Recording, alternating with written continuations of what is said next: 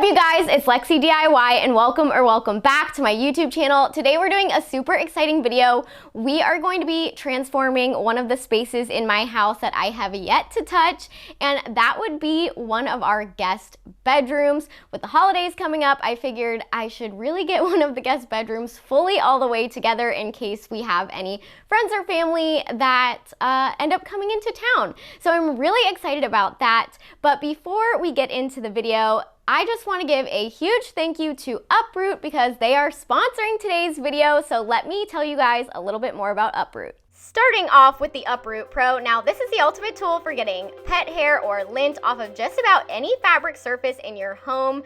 As long as it's non-knitted, you are good to use the Uproot on it. Now I'm using it for my carpet here, but you can use it for clothing, furniture, rugs, just about anything. And I actually vacuumed this floor 2 days ago, so I was shocked when it pulled up all of this dog hair. They also have the Uproot Mini, which I absolutely love. It's so cute.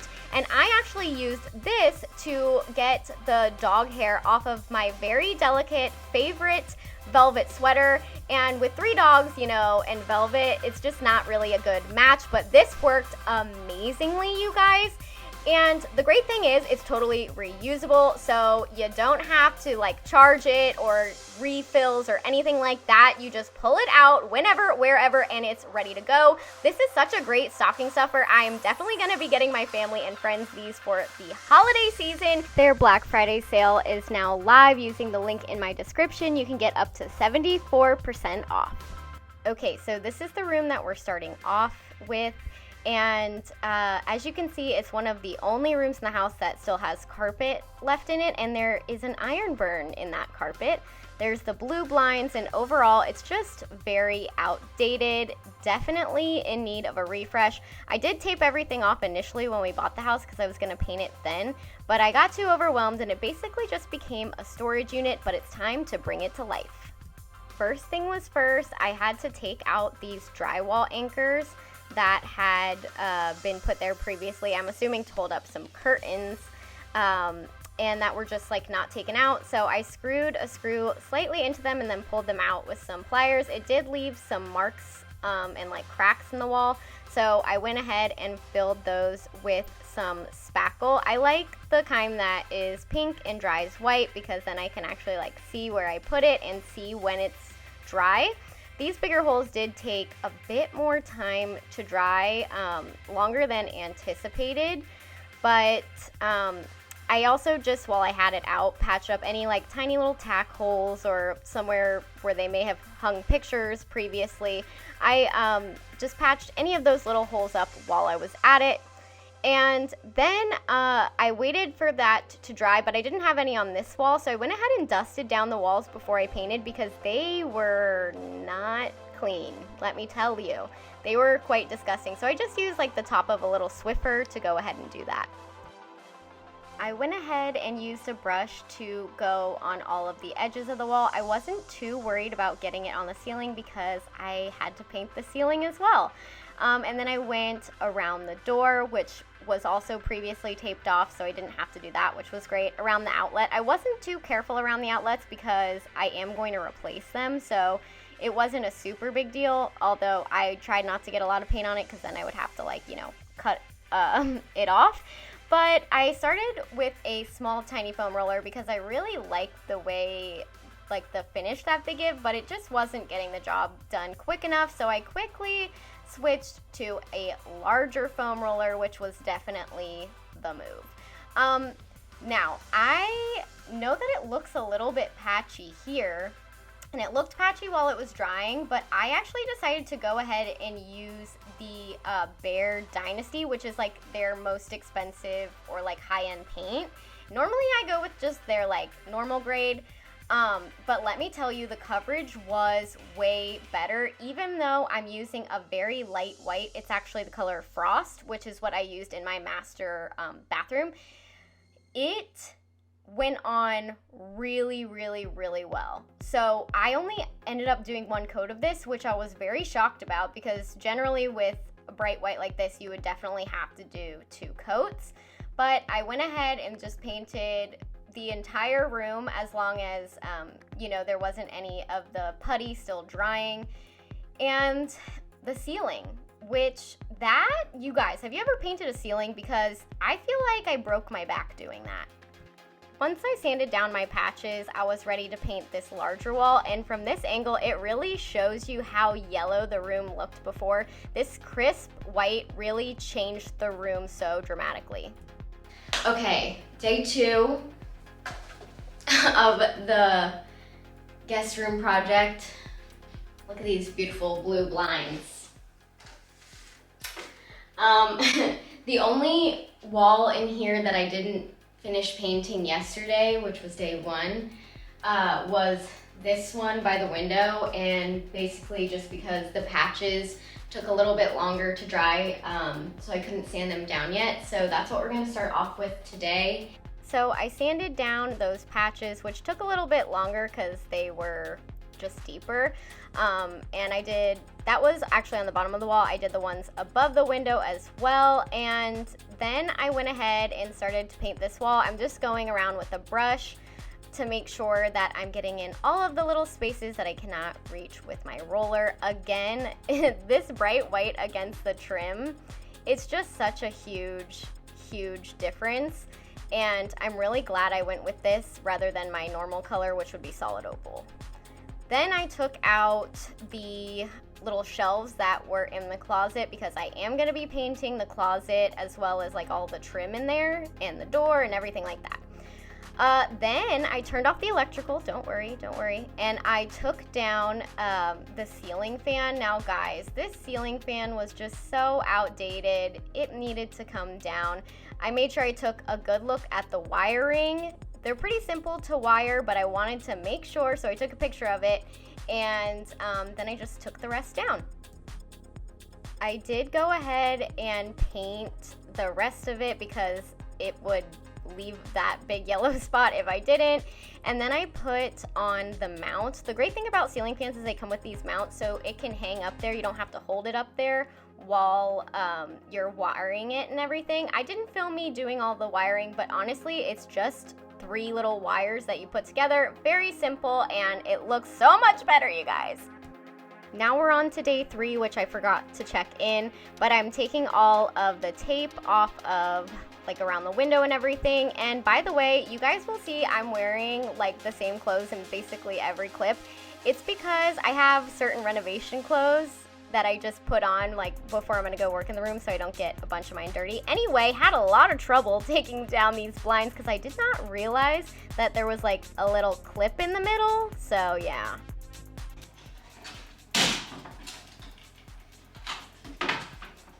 Oh. Oops. That was funny. But needless to say, the second one came down quite a bit easier because I realized that there was that, you know, clip in the center.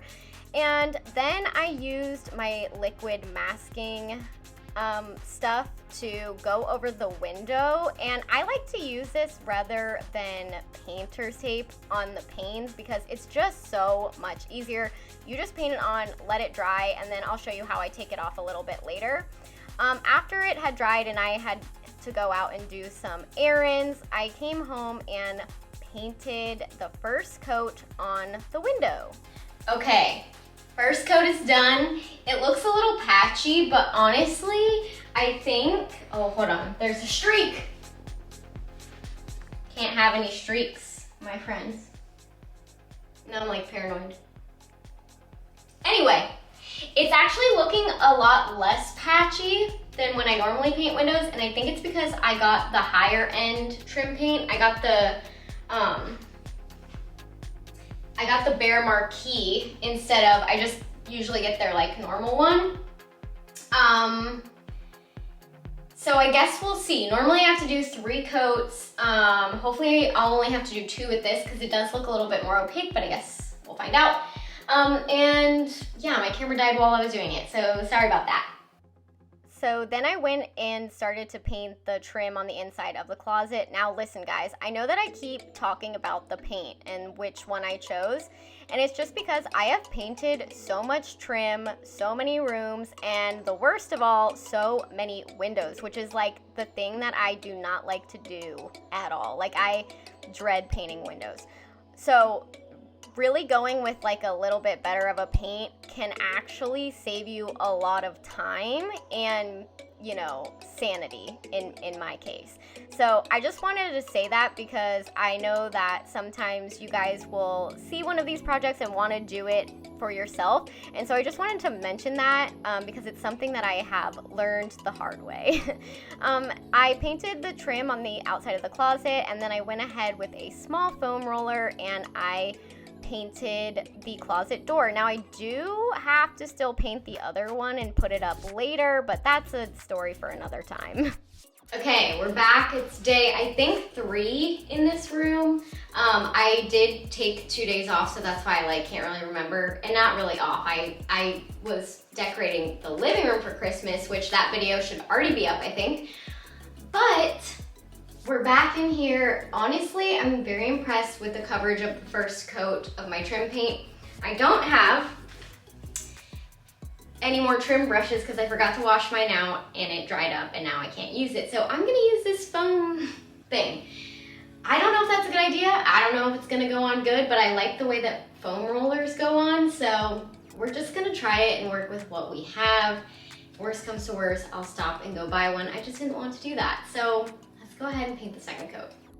Fun fact, that was a horrible idea. I regretted it immediately. Used a paintbrush that isn't so great from Dollar Tree, but it is what it is. And my camera died, so I didn't get to show you guys painting the second coat on the window. It's something about painting windows and my camera dying. My camera doesn't like the windows, I suppose. Anyway, did a second coat on basically everything, and again, normally I'd have to do 2 to 4 coats on the trim just because it is like wood and like the tannins come through, but I only had to do 2 coats this time, which was really awesome. I did tape off this door. I could have taken it down, but I am not really strong enough to do that without Dustin, and he wasn't home.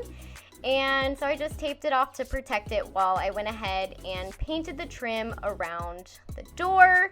Once I was done with that, I went ahead and quickly vacuumed this carpet because it's time to take this carpet out. Finally! Woo!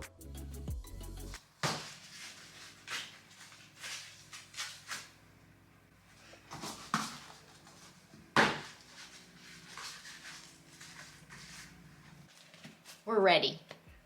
Ow.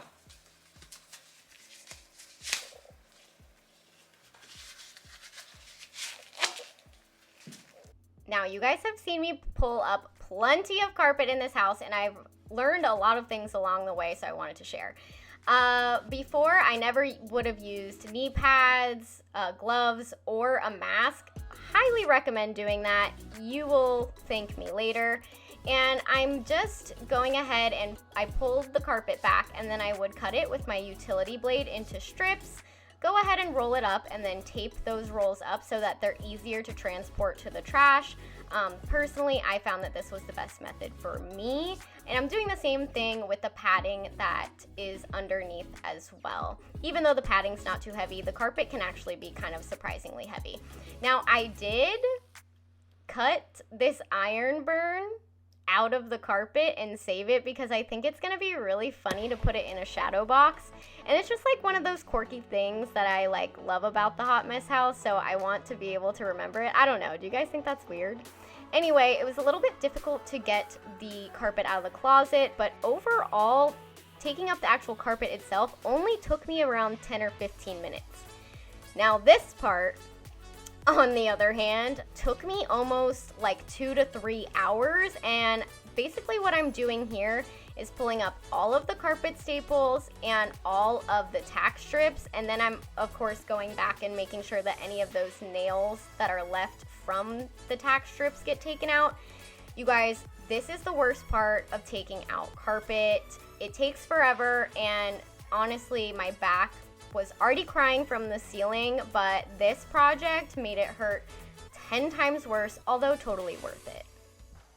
Once that was done and I cleaned the floors, I went ahead and started to paint the baseboards. I didn't paint over, or I didn't like tape over the top part because honestly that was gonna take too long and I was ready to be done with this project. So I just used a little scraper thing and kind of like shielded the top from getting paint on it, just because it's a glossy paint down here and it's a matte paint on the walls, so it would look weird if I got it everywhere.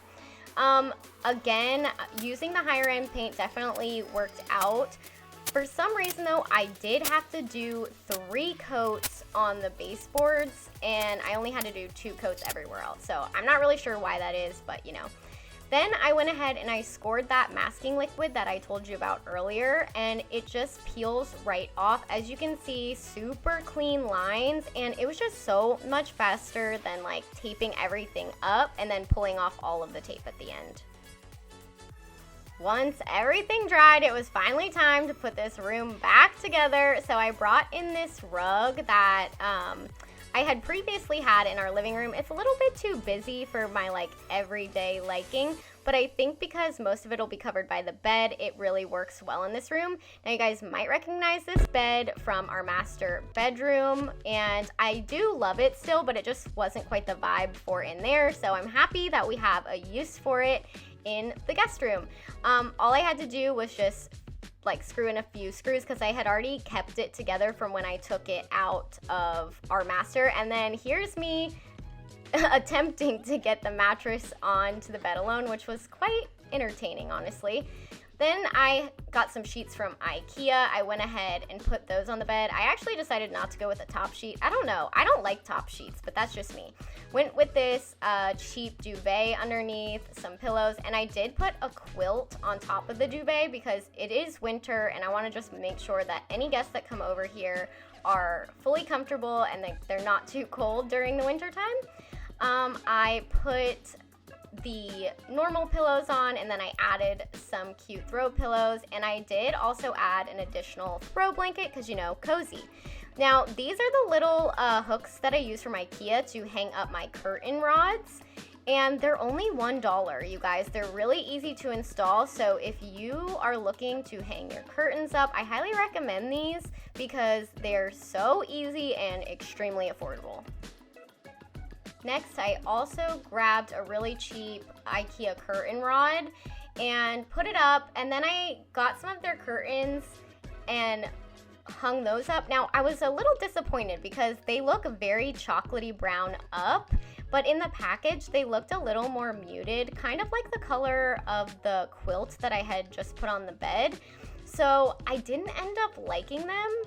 I decided to take them down and replace them with, it's the same like style, but just a lighter kind of like grayish color, and I think it suits the room a lot more. I then put these side tables in place. I know that they're too tall for the bed, but they were what I had, and I wanted to do this room on a really tight budget, so I was working with what we had. Then I have these 2 pieces of yarn art that I actually made out of this big piece of yarn art that I made for the living room but didn't end up using. If you know, you know.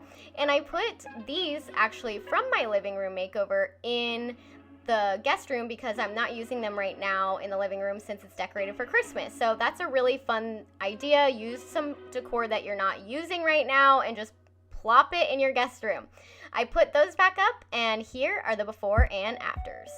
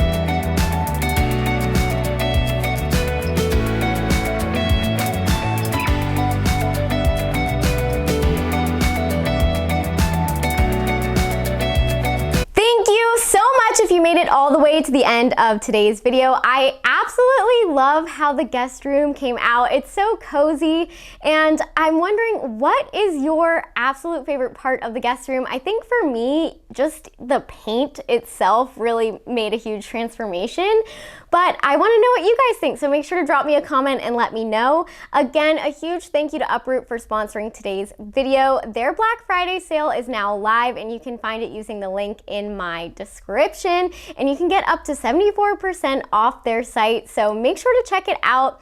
And if you guys didn't know, my merch is live. It is limited edition merch. We also have a Rick the Brick shirt, and it's only gonna be available until November 30th, and then it won't be coming back. And if you guys wanna find that, it'll also be linked in my description. If you're not already, make sure that you are subscribed to my YouTube channel and ring that bell notification so that you never miss when I upload next, as well as follow me on all my other social medias. They'll be linked here on the screen and in the description box below. But that's it for me today, guys, and I will see you in the next one. Bye!